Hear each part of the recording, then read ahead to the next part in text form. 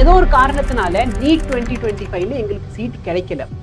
நாங்களும் இது ஓகே நம்ம நீட் 2026க்கு ப்ரிப்பேர் பண்ணலாம் அப்படின்னு சொல்லிட்டு ப்ரிப்பரேஷன் ஆரம்பிச்சிட்டோம். லாஸ்ட் இயரே நாங்கள் டீசென்ட் மார்க் வாங்கிக்கிட்டு இருந்தோம். அதனால நாங்கள் வந்து செல்ஃப் ஸ்டடி பண்ணலான்னு முடிவு பண்ணிட்டு இப்போ டெஸ்ட் கொடுத்துக்கிட்டு இருக்கோம். நாங்கள் டெஸ்ட்ல என்னதான் ப்ராக்டிஸ் பண்ணிட்டு போனாலும் சரி, எங்களோட மார்க் வந்து இந்த 450லேருந்து 550க்குள்ள லாக் ஆன மாதிரியே இருக்குது. ஓகேங்களா, லாக் ஆன மாதிரி இருக்குது. இது கடைசி அட்டெம்ப்ட். இதுக்கு மேல எங்களுக்கு கொடுக்கறதுக்கு எங்களுக்கும் தெம்பில்ல, வீட்லயும் அலோவ் பண்ண மாட்டாங்க. மார்க் இம்ப்ரூவ் பண்றதுக்கு வழி என்னங்கிறதே எங்களுக்கு தெரிய மாட்டேங்குது. மென்டர்ஸ் யாருமே இங்க இல்ல.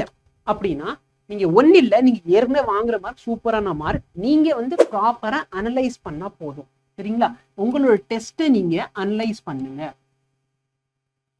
ஓகேங்களா, ஸோ உங்களுக்கு டெஸ்ட் அனாலிசிஸ் எப்படிங்கிறத நான் சொல்லி தரேன். இந்த டெஸ்ட் அனாலிசிஸ் பண்றப்போ உங்களுக்கு பார்த்தீங்கன்னா மார்க் இம்ப்ரூவ் ஆக ஆரம்பிச்சிடும். சரிங்களா, நெக்ஸ்ட் என்ன பண்ணுங்க அப்படின்னா, ஒரு டெஸ்ட் கொடுக்கறதுக்கு முன்னாடி இல்ல நீங்க டெஸ்ட் கொடுத்துட்டீங்க, டெஸ்ட் கொடுத்துட்டு உங்க பேப்பரை ப்ராப்பரா அனலைஸ் பண்ணி பாரு.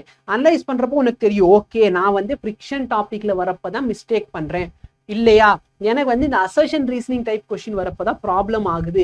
அப்ப எதுல உனக்கு ப்ராப்ளம் ஆகுது? ஆர்கானிக்ல தான் சார் எனக்கு பிரச்சனையே வருது. ஓகே, இல்ல சார் பிசிக்கல் கெமிஸ்ட்ரி தான் ப்ராப்ளம், பர்டிகுலரா இந்த சாப்டர் தான் ப்ராப்ளம். எதுல உனக்கு ப்ராப்ளம் வருதோ அதை வந்து கொஞ்சம் எக்ஸ்ட்ரா ஹார்ட் ஒர்க் போடு, எக்ஸ்ட்ரா டைம் இன்க்ளூட் பண்ணு. ஓகேவா, டைம் எடுத்து மாடியூல் சால்வ் பண்ணு.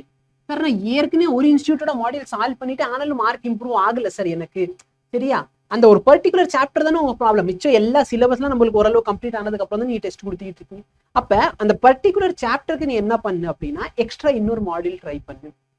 பிவைக்யூவை தரோ பண்ணி வை. பிவைக்யூலாம் உங்க ஃபிங்கர் டிப்ஸ்ல இருக்கணும், அந்த அளவுக்கு இருக்கணும். சரியா, நீ 650க்கு மேல போனோம்னா பிவைக்யூல இருந்து கொஸ்டின் வந்துச்சுன்னா நீ ஆப்ஷன் கூட பார்க்க வேணாம், நீயே சொல்லணும் சார் இந்த கொஸ்டின் இது ஆன்சர் அப்படின்னு சொல்லிட்டு. ஓகே, மாடியூல் சால்வ் பண்ணி பிவைக்யூ கூட சாப்டர் வைஸ் டெஸ்ட் எழுது. சரியா, இப்போ பர்டிகுலர் எனக்கு ஃப்ரிக்ஷன்ல மட்டும் ப்ராப்ளம் வருது சார், அப்ப ஃப்ரிக்ஷனுக்கு வந்து சாப்டர் வைஸ் டெஸ்ட் அவைலபிளா இருக்கும்னா இருக்கும்.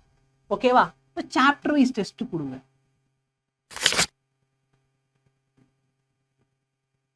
ஓகே, அது போக பார்த்தோன்னா இப்போ டெய்லி ஈவினிங் நாங்கள் வந்து ஸ்டாஃப் வந்து ஃபேக்கல்ட்டி வந்து லைவாக டீச் பண்ணிக்கிட்டு இருப்போம். லெசன் வந்து 1 ஷாட் இல்லை 2 ஷாட் லெக்சர்ல நாங்கள் கவர் பண்ணிக்கிட்டு இருப்போம்.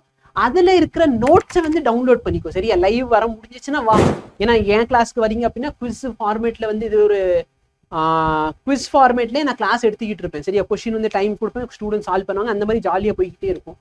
ஸோ உனக்கு வேணும்னா நீ ஜாயின் பண்ணிக்கோ. ஜாயின் பண்ணி அந்த கொஸ்டினுக்கு ஆன்சர் எவ்வளவு சீக்கிரமா நீ பண்றேன்னு பாரு. இல்ல அப்படின்னா லெக்சர் முடிஞ்சதுக்கு அப்புறமேலே நோட்ஸை டவுன்லோட் பண்ணிக்கோங்க. ஓகே, பிசிக்ஸ் வால ஆப்ல நோட்ஸ் அவைலபிள் இருக்கும், ஃப்ரீ ஆஃப் காஸ்ட் நீங்க டவுன்லோட் பண்ணிக்கலாம். அந்த சம்ரன் பேட்சோட நோட்ஸ் டவுன்லோட் பண்ணிட்டு அதுல இருக்க எல்லா கொஸ்டின் நீ சால்வ் பண்ணி பாரு, எக்ஸ்ட்ரா ஒரு தடவை சால்வ் பண்ணி பாரு. ஓகே, ஸோ மாடியூல் சால்வ் பண்ணி சாப்டர் சார் இது எல்லாமே நான் முடிச்சுட்டு என்ன பண்றது, புக்கில் இருக்கிற எக்ஸாம்பிள் கொஸ்டின், எக்ஸாம்பிளர். சரியா, இது எக்ஸாம்பிளர், அப்புறம் எக்ஸாம்பிள் கொஸ்டின் சால்வ் பண்ணி புக் பேக் கொஸ்டினும் வேணா சால்வ் பண்ணிக்கோ. பிசிக்ஸ்க்கு இதை தாண்டி ஒண்ணுமே நீ பண்ண வேண்டாம். சரியா, சார் எப்படி பண்ணாலும் 1-2 கொஸ்டின் வெளியே போகுதுன்னா அது போகட்டும். ஓகே, நீ 2 கொஸ்டின் நினைச்சிட்டு இங்க மிச்சம் இருக்கிற எல்லா கொஸ்டினும் போட்டு விட்டுறாத. இது பண்ணாலே உன் மார்க் வந்து இம்ப்ரூவ் ஆகும். டெஸ்ட் அனலைசிஸ் எப்படி பண்ணுங்கிறது டவுட் இருக்கு அப்படின்னா சொல்லுங்க. நான் டெஸ்ட் அனலைசிஸ் பத்தி ஒரு ஷார்ட் அண்ட் ஸ்வீட்டா ஒரு 4 நிமிஷம் வீடியோ போடுறேன். அதை பார்த்து நீங்க டவுன்லோட் பண்ணிட்டு என்ன பண்ணுங்க, அந்த பிடிஎஃப் டவுன்லோட் பண்ணி நீங்களும் படிச்சுக்கோங்க. தேங்க்யூ.